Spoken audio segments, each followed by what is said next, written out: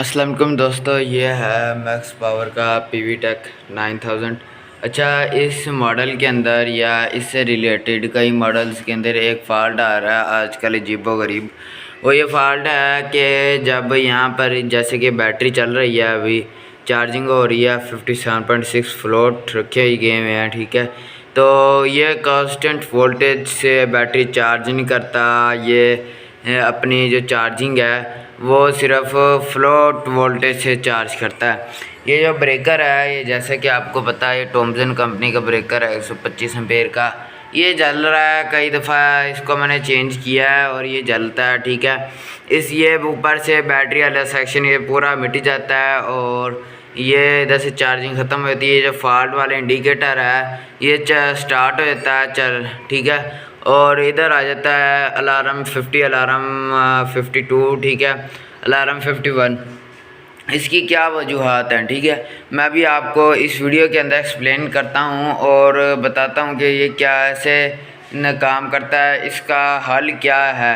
इसका हल ये है कि सबसे पहले आप जो अपने ये जो ब्रेकर है इसके अंदर सिर्फ एक वायर डालें, ठीक है। जो प्लस की वायर आती है वो सिर्फ आपने इसके अंदर डालनी है और जो दूसरा पॉइंट है उसके साथ आपने इसको कॉमन कर देना है, ठीक है। बिल्कुल इसी तरह ये ब्रेकर इधर लगा हुआ था, ठीक है। तो इस ब्रेकर का ये मसला आया कि चलते चलते चार्जिंग जब फुल हुई तो ये काम करना छोड़ गया और यहाँ से ये जो सारा बैटरी सेक्शन है, ये जो मेरी 4 अदद बैटरीज़ हैं, ये चार्जिंग हो रही थी उस टाइम। ये 4 अदद बैटरीज़ को चार्ज करना छोड़ गया और ये सारा सेक्शन मिट गया। सिर्फ यहाँ पर एक ये लकीर आ रही थी और यहाँ से चार्जिंग वार्जिंग हर चीज़ ख़त्म हो गई थी। तो इसको ये हल है कि आप इसके ऊपर एक तार लगाएं और इसके साथ जंपर लगाएं, ठीक है, ये वाला। और फिर आप इसको ऐसा करें कि इसके साथ जो तार है वो जंपर लगा के इसको ऑन कर दें। ये टॉमसन कंपनी का ब्रेकर है, जैसे कि आपको मालूम होगा कि ये टॉमसन कंपनी का ब्रेकर है, ठीक है। तो आप ऐसे कर सकते हैं, लेकिन उस वक्त जब आपका ब्रेकर ठीक हो। अभी देख लें, ये अंदर से एक साइड इसकी जली हुई है, ठीक है।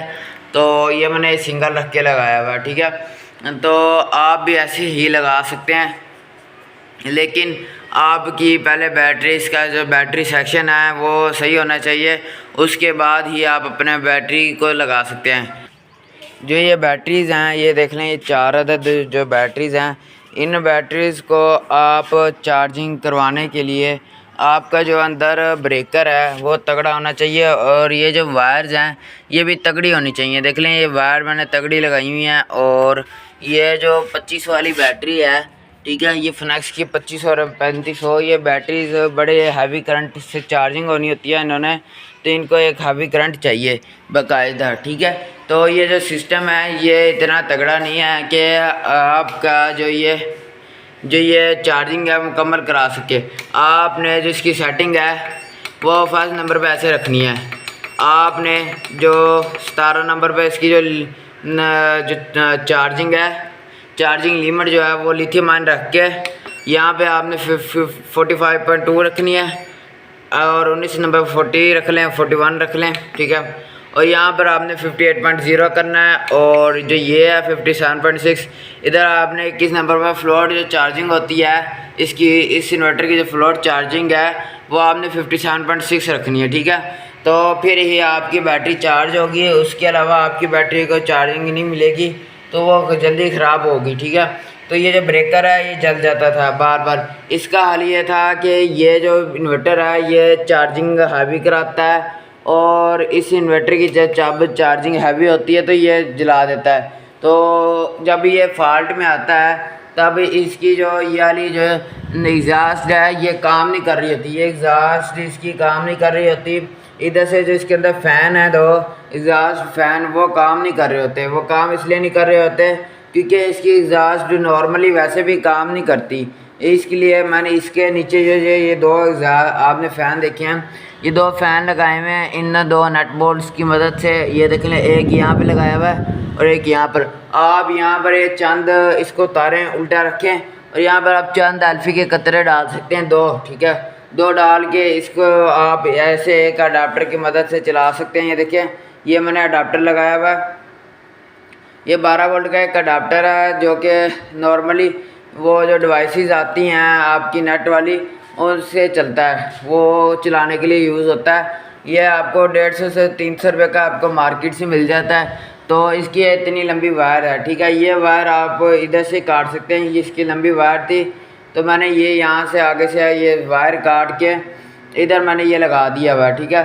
तो आप भी इसको ऐसे लगा सकते हैं। अगर आपने अपने इन्वर्टर की इजाज़त अच्छे से काम करवानी है तो आप भी ऐसे कर सकते हैं, वरना ये देख सकते हैं कि ये खुले एटमॉस्फेयर में लगा हुआ है और ये जो ऊपर खुला मैदान है उसमें लगाया गया है, ठीक है। तो ये देखें ऊपर जो ये खुला एक ममटी है उसमें सिस्टम लगा हुआ है और जो ये इन्वर्टर है इसको आप ठंडी जगह पे लगाएं, यानी कि जैसे आपका जहाँ पर एयर कूलर वगैरह चलता है या फिर एसी चलता है, आप इस ऐसे इन्वर्टर को या इससे कोई भी IP21 इन्वर्टर को उनमें लगाएं। और अगर आप नहीं लगा सकते तो आप इसके ये जो फ़िल्टर हैं, डस्ट फ़िल्टर, ये मंथली साफ़ करते रहें ताकि इसके अंदर जो मिट्टी है वो आपकी एग्जॉस्ट ना हो, ठीक है। तो ये मैंने अभी 2 दिन पहले साफ़ किए हैं तो इसके अंदर इतनी मिट्टी नहीं है। ये भी देख सकते हैं ये भी गंदा हो रहा है और इसकी भी मैंने इसको ऐसे ऐसे मारा था तो ये अंदर से सारी इसकी मिट्टी निकल आई थी।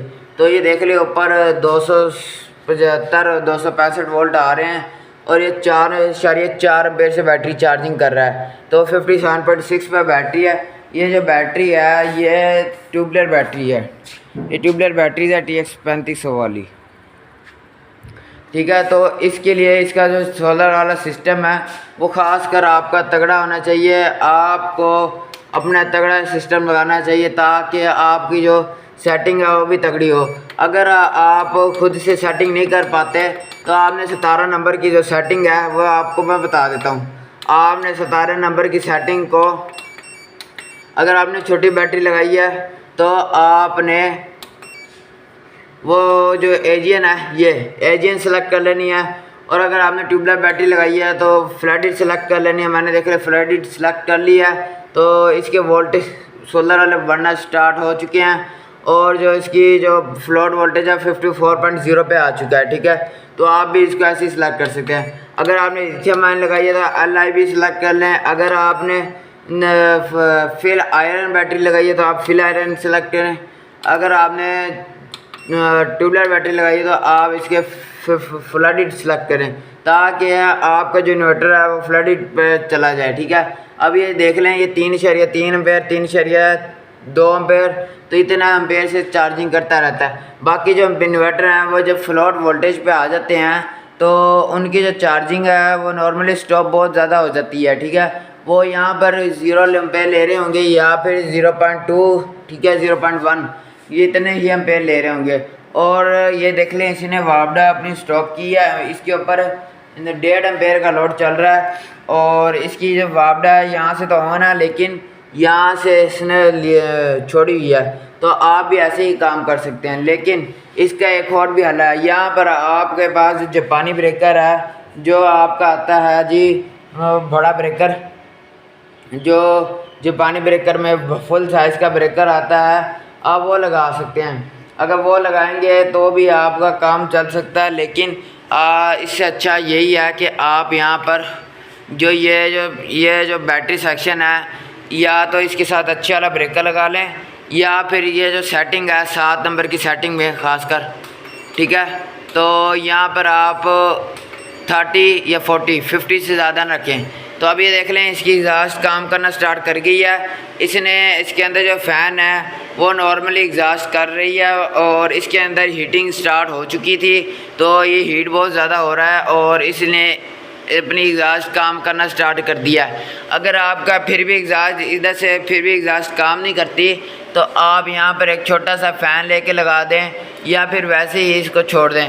और ये डस्ट फिल्टर अंदर जो फ़िल्टर्स हैं इनको आप उतारे बगैर ना चलाएं, ठीक है, क्योंकि इसके अंदर जैसे कि आप देख सकते हैं इतने बड़े बड़े सुराख दिए गए हुए हैं। तो ये सुराख की मदद से ये जो अंदर छिपकलियाँ वगैरह मक्खियाँ वगैरह जब जाती हैं तो इन्वर्टर बहुत सारे ब्लास्ट हो जाते हैं, ख़ासकर जब आपने ऐसे खुले एटमॉस्फेयर में लगाया गया होता है और यहाँ पर हर तरफ से दरवाजे खुले हुए हैं तो आप इसके ऊपर जो इसके अंदर जो ये है जो इसके डस्ट फिल्टर है ये बिल्कुल भी उतारें ना।